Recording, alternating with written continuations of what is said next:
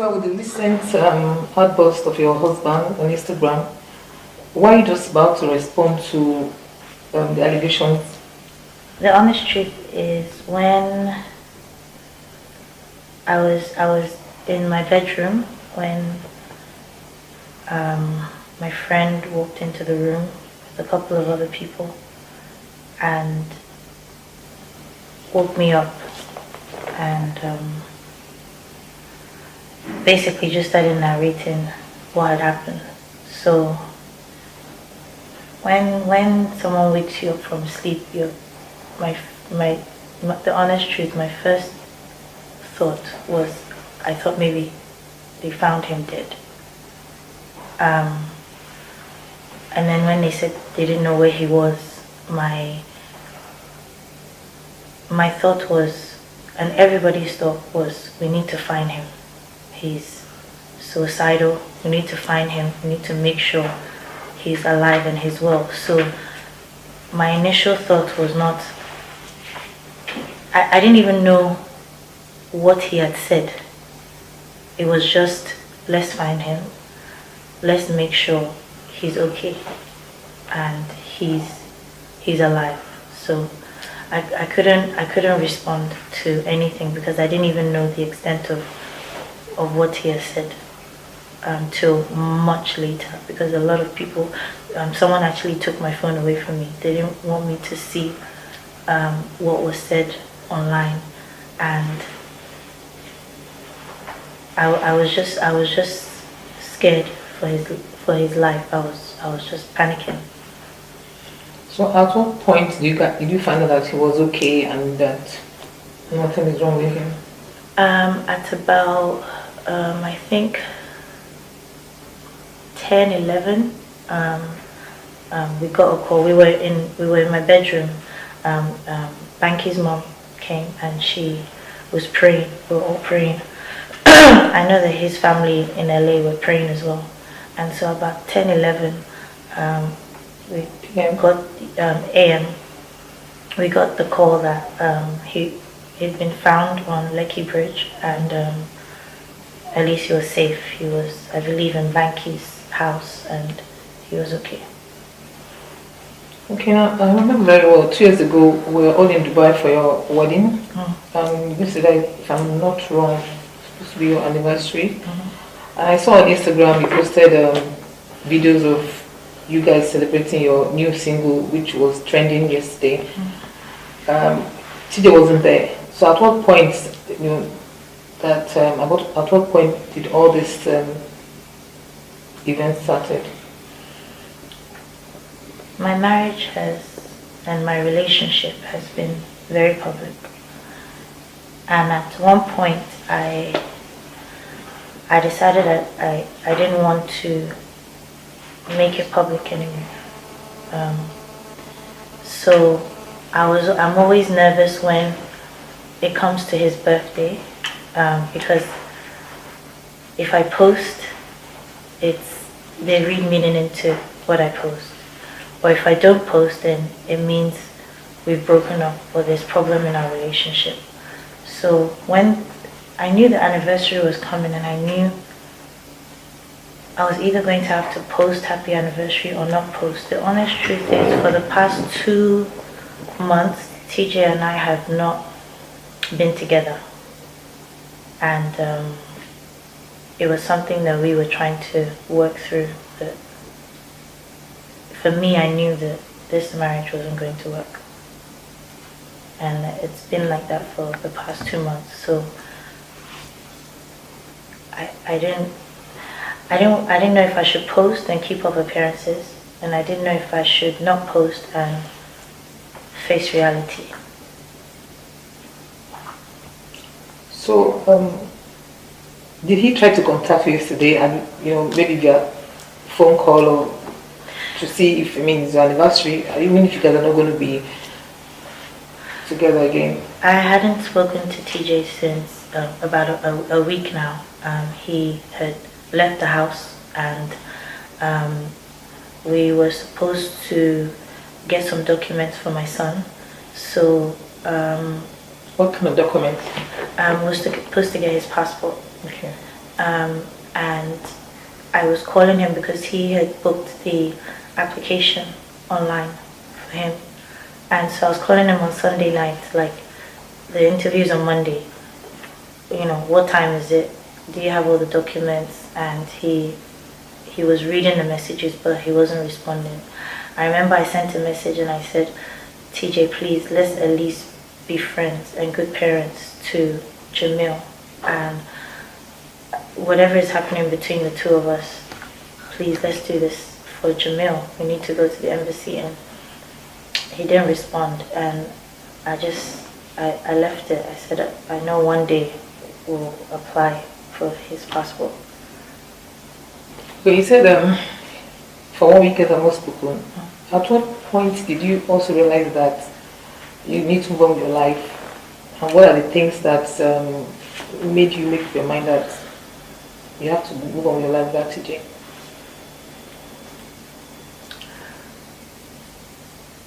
I've covered up for a lot of hurt in our relationship. I was in Jamaica recently, and just before I went to Jamaica, I found out I was pregnant again, and we both discussed it, and we were just trying to find out how we were going to manage the situation. Another baby so soon. So I went to London and I got on a 10-hour flight to Jamaica to shoot a video with Busy Signal. The morning they were supposed to shoot the video, I was doing my makeup, I was ready to go on set. I started bleeding uncontrollably. So I started panicking. I called TJ. I took pictures and sent it to him. Then I kind of passed out. And they rushed me to the hospital. I had complications. At one point I was trying to reach him and I couldn't get through to him. So Thompson, who was with me, just had to help me sign all the documents. I got discharged from the hospital. I was trying to call TJ to let him know what happened. He didn't call to see how it was, what happened. Everything happened. I got back to Nigeria, and while we were sleeping, his phone was going off, and it was in the middle of the night, and I kept on seeing he saved the numbers Edible Catering or something like that. To me, that didn't make sense. Why is a catering company calling somebody at 2 a.m. in the morning? And yes, as a woman, I picked up his phone and I went through his phone and I got into his WhatsApp, and there's a long conversation with this same Edible number saying, can we meet at the hotel tonight? Do you live alone? Is it okay if I come by? Then the last message that I saw between them was she saying, I had to leave at 7 a.m. this morning. You were sleeping when I left. And he now responded, wow, yeah, because you knocked me out last night. It was a great night. So obviously I wake him up and I'm like, what's going on? And he said to me, it's not what I think. I said, did this all happen in our bed? He said, no, it was in a hotel. So I said, you took another woman to a hotel room? He said, yeah, but nothing happened. That they were just chilling in the hotel till 7 in the morning, just you and another woman. And he wanted me to believe that. The thing that hurt me the most was this happened the period I was in Jamaica and I was in the hospital. And I sent TJ pictures, which I have. Sent TJ pictures, and he was busy in a hotel with another woman while I was in a hospital, and I couldn't reach you, and you couldn't even be bothered to find out how I was. These are the pictures I sent of what happened. Blood everywhere, me in the hospital, and he didn't respond. At this point, I packed my stuff, I got my son, I went to my friend's house. Her name is Tiwa as well. I went to her house. I stayed the night there, and she asked me one question. She said, what's the next step? And I said to her, Tiwa, I'm done. I am done. Obviously, he's been doing some stuff for now. Azika, I don't think we have enough time to cover. I don't know where to start. I don't know which one to say first. I don't know where to start. I don't know. I've covered up for so long. Because I wanted people to believe this story of TJ is the one that takes care of me. TJ is the head of the house. TJ is a loving husband. TJ is the one that made me, took me from nothing to something. I wanted people to believe that. I wanted him to feel like a man. I covered up so many times. Since my son has been born, TJ has not spent 1 naira. Hospital bills. I paid for hospital bills. I paid for his flight to come to London. I paid for the apartment, the hotel, the short stay we stayed in for 2 months. The groceries we did. The clothes. The pushchair, the nursery. Everything. Even while we were in London, we went shopping for him, TJ. Not just my son, for TJ. So that when we come back to Nigeria, he will have new things. Paid for everything. And his excuse sometimes is, I don't have money, I don't have money, I don't have money. And I try to pay for everything so that, not that I try to, I have to pay for everything. Otherwise, where will we be? So that he can go out and hustle or focus on the contract he's looking for or the business he's looking for. And he will tell me he doesn't have money to buy diapers or anything, but he has money to get haircuts twice a week. He has money to do laundry. He has money to take women to hotel rooms. Because you're not going to sit here and tell me that it's the woman that's paying the hotel bill or the food that you guys are eating in the hotel. But there's this feeling that once a woman is more successful than a man, she disrespects him. Because he also said you have never asked him one day if he has eaten, that you don't cook for him.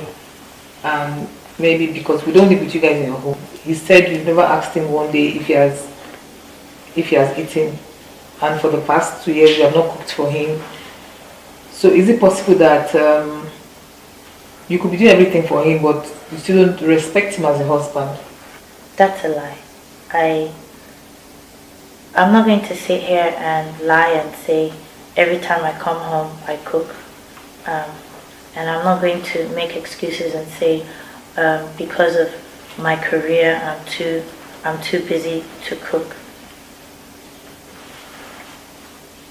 I'm the same person that works and puts the money in the house.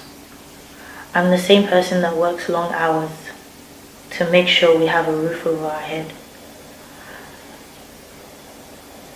I come home late, sometimes very tired, sometimes I'm out of the country. There's not one time that if I come downstairs and I make something that I don't make for TJ. There's never a time. And because I know what my schedule is, I had to hire a cook. I don't think there's anything wrong with that. To hire somebody to be cooking in the house for him and myself and the other people that live in the house. He said, I don't ask him if he's hungry, which is a lie. But even if it's true, the things he puts me through will not even encourage me to want to ask, my husband, have you eaten? When you come home, you go out and you come home at 7 in the morning, the next morning. Sometimes 2 p.m. the next morning. Am I going to cook for someone that's not in the house? You come back drunk. You come back angry. You come back, we're living on eggshells. We never know what mood he's in. And that's the person I'm going to be saying, oh, my husband hasn't eaten. I should go down. You come back at 7 a.m. in the morning, so I should wake up and go downstairs and make breakfast when I don't know where you've been. Sometimes TJ will go out and he will not call, he will not tell me. I'll wake up the next morning at 8 a.m. and realize that he hasn't been in the house. At that point, I'm not even angry that maybe he's with another woman. At that point, I'm even just scared for his safety. Is he alive? I'll be calling his phone frantically. Not because I want to find out that he's been with another woman, but because I want to even just make sure that you didn't go and drink and drive and then get into an accident. So I'll just be praying that, okay, I'm even praying that let him even be with another woman, so at least I know that he's alive, that he didn't get into an accident. So is that the person I'm going to be asking, have you eaten? When you come in at that time of the morning. When you sacked him as a manager, what did he start doing after you sacked him as a manager? I will never discredit or take away that TJ hustled for me. I'll never deny that he worked hard for me or that he believed in me.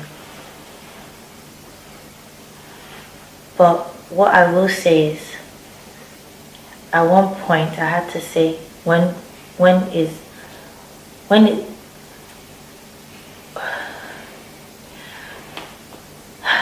we would go for, he was my manager, he was booking events and he would book shows.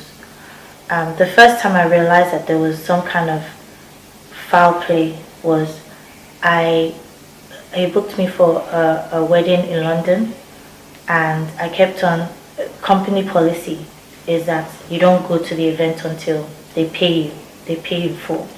So as normal, I was like, okay, is this event still happening? He said, yeah, I'm in London already, and I'm calling the accountant that, okay, can you confirm payment has gone, everything is cool for me to perform? She said, they still haven't paid you. So I called TJ and I said, TJ, these people haven't paid. And TJ is like, no, just go, just perform, don't worry, everything is fine, just go and go. I said, but TJ, you know this is not right, we don't normally do this. He said, don't worry. Fortunately for me, I know the guy that was one of the people organizing the wedding. So I pulled him aside and I said, sorry, boss, I know you, you're not like this, what's going on with payments?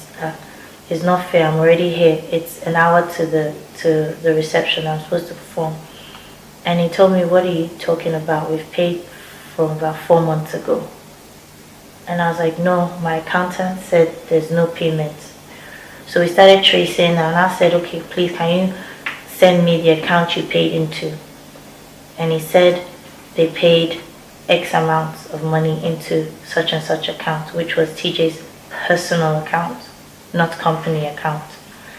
The other thing was TJ declared that the show was for, I'll give an example, the show was for 3 million, but they really paid 4.5.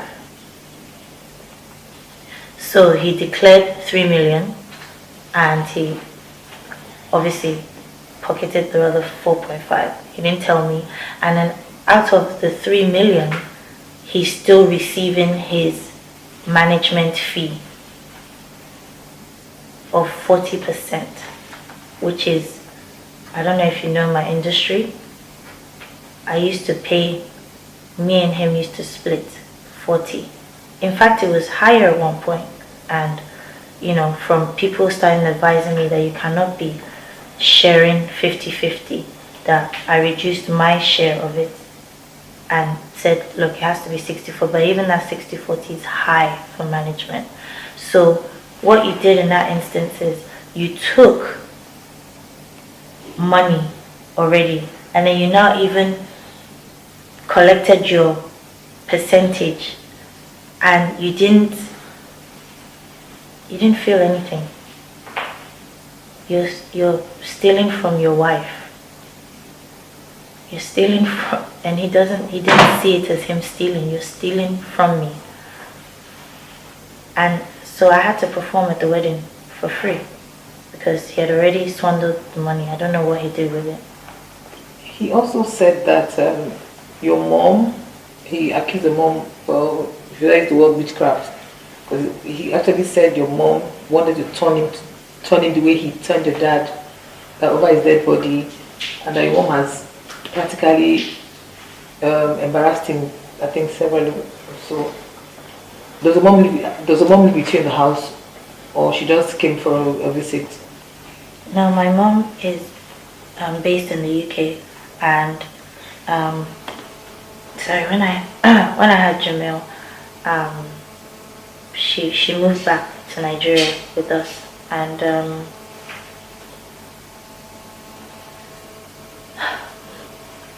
again, like, if anybody has ever met my mother, she's not like that. She's a sweet lady. In fact, she's very British, so she's not hung up on traditions and cultures sometimes. You know, she's just, she doesn't judge. She's not saying because this is my daughter and you're treating her this way, I'm going to judge you. In fact, a lot of times, my mom would say to me, Tiwa, you're the wife. Be patient. Don't shout. Don't curse. You just have to stomach a lot of things. The woman is the one that builds the home. You know, all these things she used to. And TJ would go and tell my mom, you know, whenever we have issues, because my mom would always calm him down, and she's been nothing but a great support for me. So there's not the time your mother and TJ had a quarrel over anything? I mean, I'd love for him to maybe tell me. Maybe there's something I don't know. I'd love for him to tell me if there's something that my mother has done. I have no idea. He also said, remember one of the things that triggered everybody's social media when he accused you of, I don't know if I should use the word, the F word, that you were sleeping with Jazzy, Dr. Seed, Two-Face. What's the relationship with them? I will say, for the record, I have never cheated on my husband. Never. Not with Don Jazzy, not with Dr. Sid, not with Two-Face, not with anybody. And I'm willing to take a lie detector test for that. I have never cheated on my husband. And Tunji knows this. He knows that in his heart.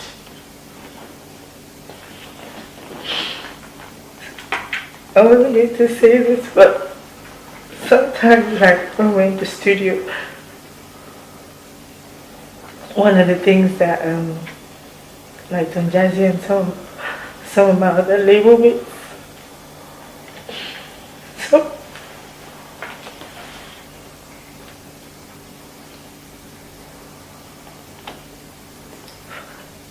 some of the things they say is that I'm very good at interviews. I'm very good with being diplomatic and knowing how to carry myself in difficult situations. And this hurts.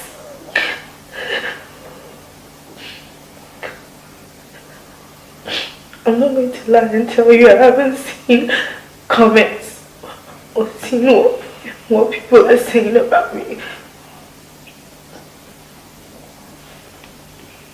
And it's not true. What I can deduce from the whole drama, obviously, TJ's meltdown has to do with finance. Could it be that I don't know, you are his wife? Could it be that because of his incapabilities to provide for you, maybe he feels that you are the one. Maybe he wishes that he was in your shoes, since you're the breadwinner of the family. Or is there more to it that we don't know? Because why would he want to be attempting suicide? I mean, if it's just a normal marital problem. I know that not just for any man, any human being, when your finances are not straight, you'll be depressed, it will bother you. So I know that for a while, since he stopped working as my manager, he'd been struggling financially. But that wasn't my fault. I loved when we were working together. Everybody loved us as TJ and Tiwa. But you messed up. You started stealing from me. You started being fraudulent. And so I had no choice. I wanted to save my marriage. So I had no choice but to separate business from marriage. To say, okay, we can't work together. But so let's not work together. Let's save the marriage. But TJ loves to keep up with the Joneses. He wants to live a life that is not true. So you don't have steady income coming in right now, but you want to live larger than life. He went to buy a car, that's a Mercedes, that he knew he didn't have enough money to buy the car for him, or no, he'd saved up and he'd paid part of it. And so the person who he had owed the balance to kept on calling and calling that he wants his balance. I ended up paying the balance for TJ. Which was how much? About 3 point something. And he says I took away his manhood, but you're running debt up and down, and because I want to cover your shame. Sorry, but what do you think he's trying to imply by saying he took away his manhood? Like, I'm not allowing him to be a man. He doesn't want people to really know that I'm the breadwinner. I'm the one that make the money. I'm the one that funds everything. And so I get that. And I, as a woman, I don't want people to look down on my man. I want to pretend and lie that, oh, he's the one paying for this, he's the one buying me all these, fancy things and stuff. I want to look like that. I want to feel like, I'm the little queen and my husband is, taking care of me. And so when it was time to pay, I put the money in his account so that he can pay the person he owed, so that they won't know it's really coming from me.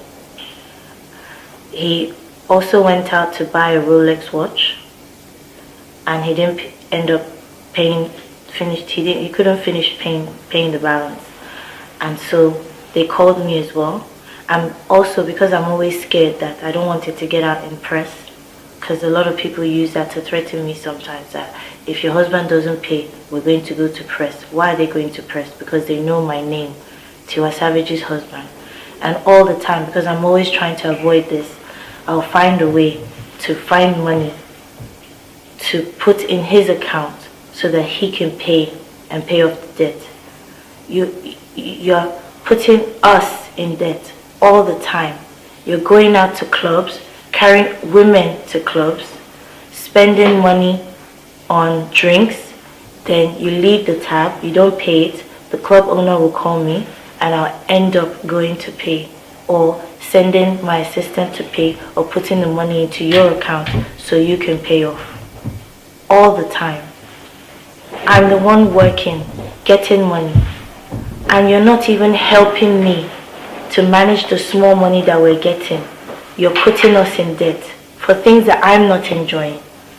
And the worst, the last thing that happened that I think really triggered this whole thing was that he went to borrow money from someone for 45 million.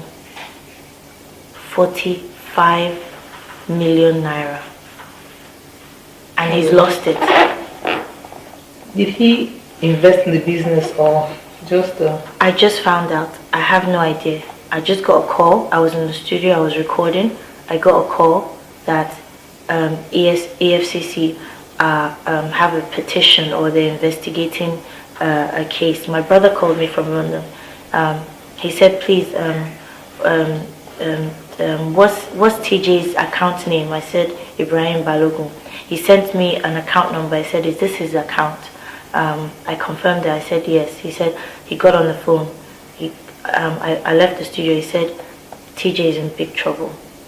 He said, he's in deep trouble. Some people might hurt him.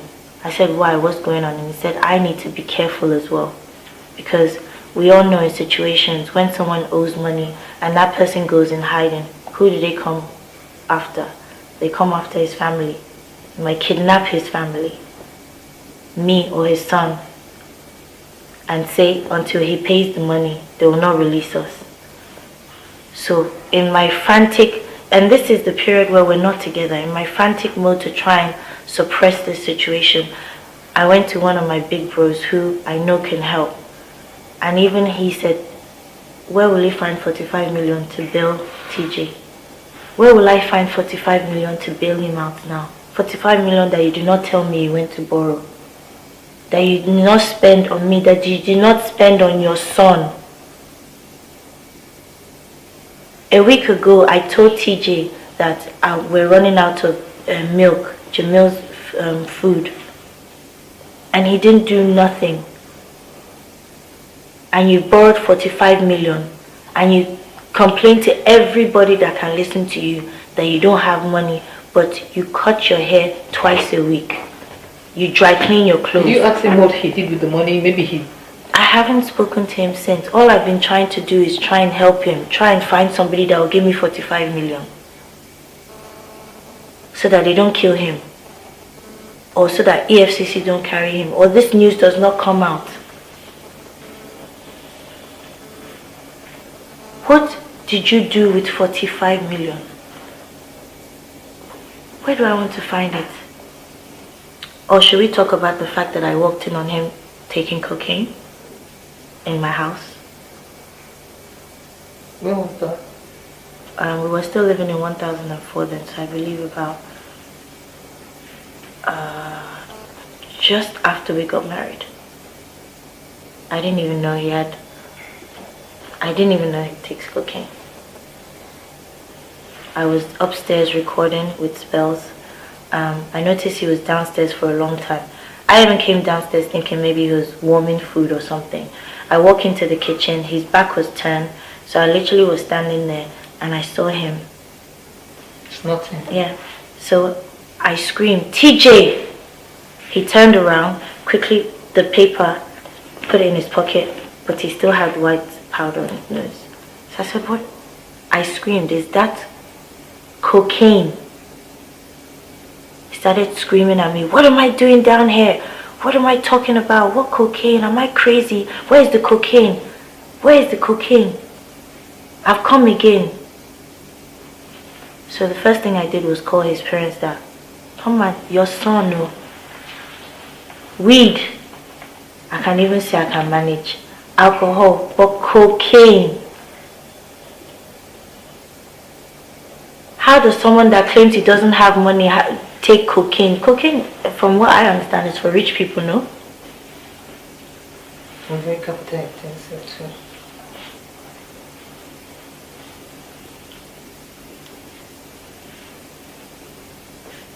So I'm dealing with your alcohol problems because he admits he has that. I'm dealing with the fact that you come home late most nights. I'm dealing with infidelity. I'm dealing with cocaine. I'm dealing with bad debt. I'm dealing with a husband who is jealous of his wife's success.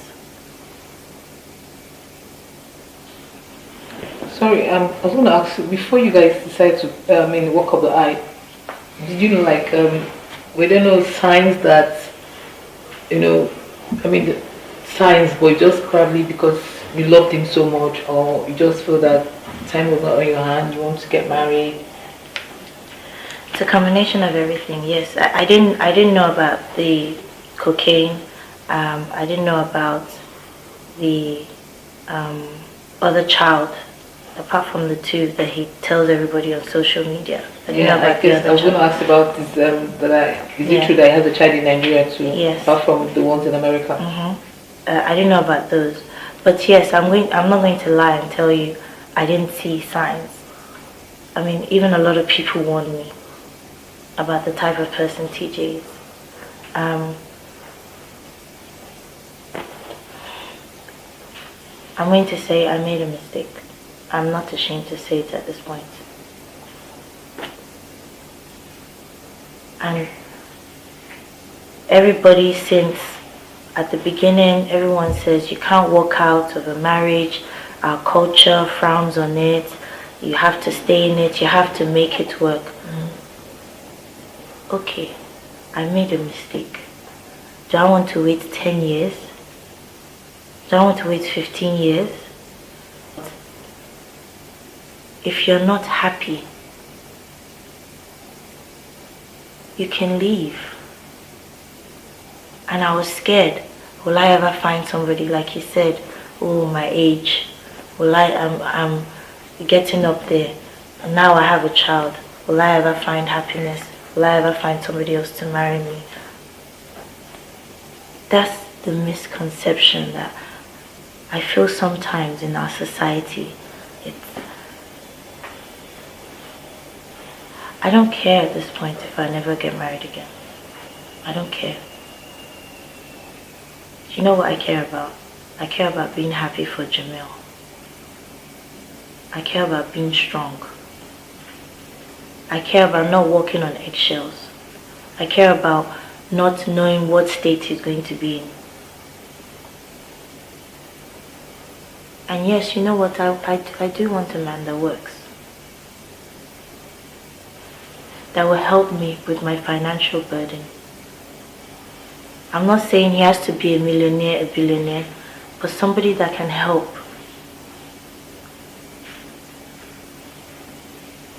Or at least not put me in more debt.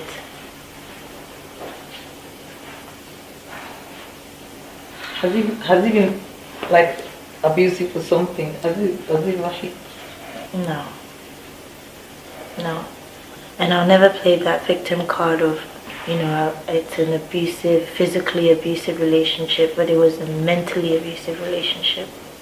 Because from every day, all I hear from TJ is, I made you. You're nothing without me. I'm the one that created you. I took you from nothing. You didn't find me in a dustbin.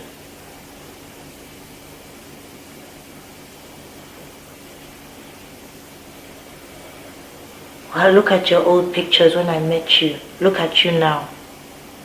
So, I know you guys did traditional wedding, introduction, registry, white wedding. So, are you saying that the marriage is finally over? Yes. It's been over for a while. And I've covered up for a while. I think what happened was God sent. I thought you guys made us cry in Dubai. I think what happened was God sent because He made it easier for me to walk away. because of what he did on social media, he made it easy in the sense that he got so many people angry. He pulled so many innocent names into this. He dragged many people plus his own family, that if I was to even consider that I wanted to get back and work it out, there's so many people that will look at me and say, this thing happens again, you can't come and cry to us. So he's made it easy for me to finally walk away. But are you going to, like, you have a son with TJ right now, so how will, parenting, how will it... I'll never stop him from seeing Jamil, never. Never. Even today when everything happened, a lot of people were in the house and Jamil's still saying, Dad, Dad, Dad, Dad. And I'm saying it with him as well. That's his first word. But the only thing I want to promise myself is to bring him up to be a good man. So all in all, how will you in summary, your journey with TJ was just... even till now, I don't wish anything bad on him. Because even when he was abusing me and saying all the things he was saying on Instagram, first I was still just concerned about, and I still am till now. In fact, as we're doing this interview, I'm worried that he might see this interview and it might trigger something else and make him really go and do something bad. I'm worried. I don't want my son to grow up and hear, God forbid, that your father committed suicide. I don't wish that. And tonight I'm still going to pray for him. Yeah, but does he have like bipolar, mental? He must do, because he was getting help at one point. When the whole cocaine thing came out, and he said he needed help. And you see, the funny thing is, all of this stuff that's coming out on social media now is what has been happening for a long time. He needs help, and we get him help. He goes to see a counselor or a doctor or a pastor, and he uses his own hands to ruin things again. If I didn't care about him or his well-being, I won't be covering up for a lot of things. I won't be going around trying to find help for him. Even now with everything he's done, I still want to find a way to help him out of his debt, because I feel like at least if he's out of this situation, then he can begin to heal and move forward. I just want to say this. If there's anything that maybe I've overlooked, to Tunji, I am sorry. I am absolutely sorry. If there's anything on my part that I've done, maybe I've not made you feel like a man, maybe I haven't loved you enough, maybe I've neglected some things that I can't think of,